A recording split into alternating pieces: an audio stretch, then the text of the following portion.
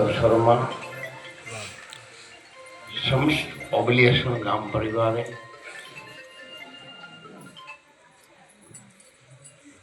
એકતારમાં ગૂંથાઈ અને આપ સૌ સંતોના પગલા જેમના ઓગણે થયા, જે ગામમાં થયા એ ગામની ધરતીને,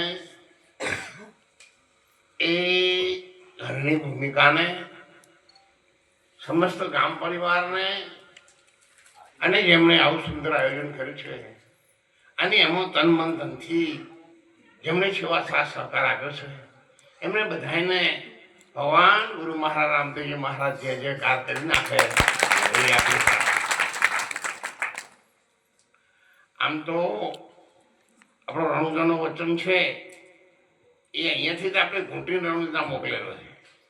ઓબલિયાસણ ગામ પરિવારે જ્યારે શરૂ કરવું હતું ત્યારે ગામના આગેવાનો, સરપંચશ્રી, મણીલાલભાઈ, વેપારી, બધા જ વડીલો ભેગા મળીને સૂત્ર નક્કી કર્યું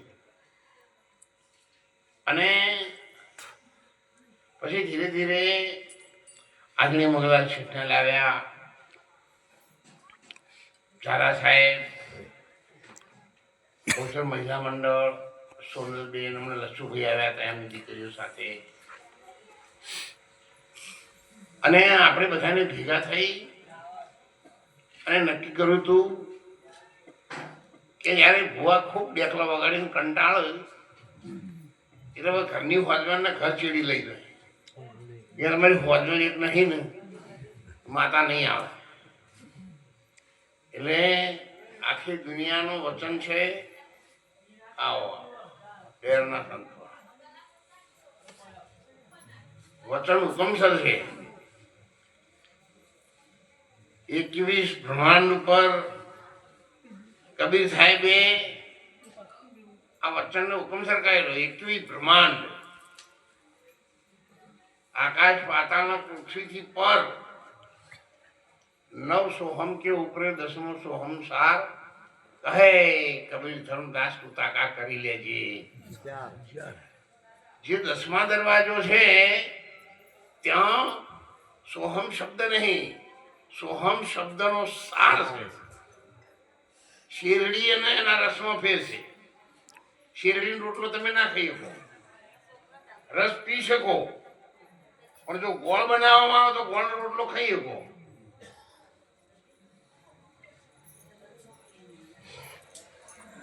એટલે હું તો ઘણી જગ્યાએ મારાથી હવે કોઈને કશું કહીતો નહીં,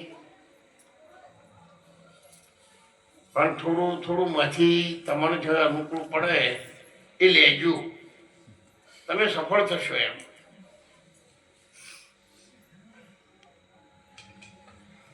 એક ઉંદેડો હતો, ચોમાસા અંદર ગાળવા મળ્યો એટલે ઘડીકમાં હોય ગોળે, ઘડીકમાં હોય ગોળે, ઘડીકમાં ગોળે એવું કરતા કરતા મદારી પડેલા તેથી નાખ્યું એટલે કરંડીઓ હતો. ચોફેર લુગડું હતું, દોણા આપણા જેવાને આલેલા બધા ભેગા હતા, નીમો પેટો દોણા ચોખ્ખા આયા. આ બધું એક તમારા જેવો બુદ્ધિશાળી જ્ઞાની માણસ જોઈ રહ્યો.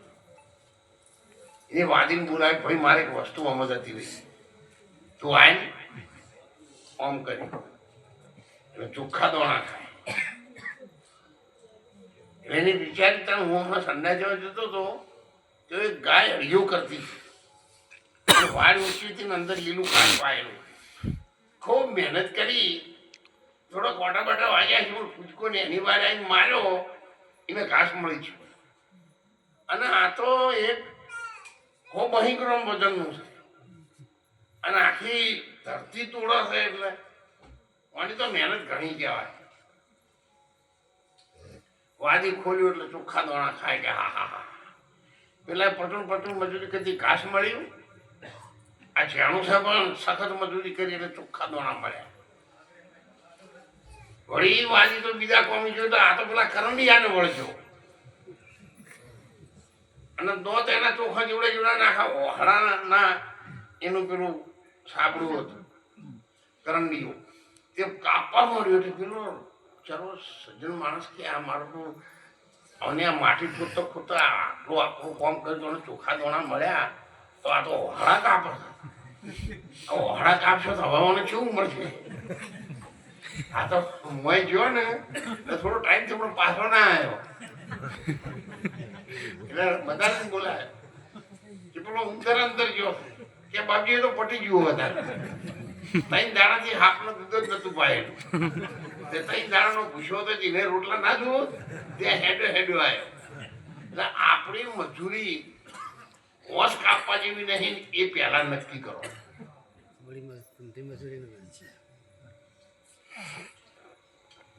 બધાને કહો કોઈ લાગુ પડે ને એવું ના કરજો મહેરબાની કરી. જ્યારે તમે ભજન ગાઓ અને સભામાં બેસો એટલે પહેલા સભા જોઈ લેજો.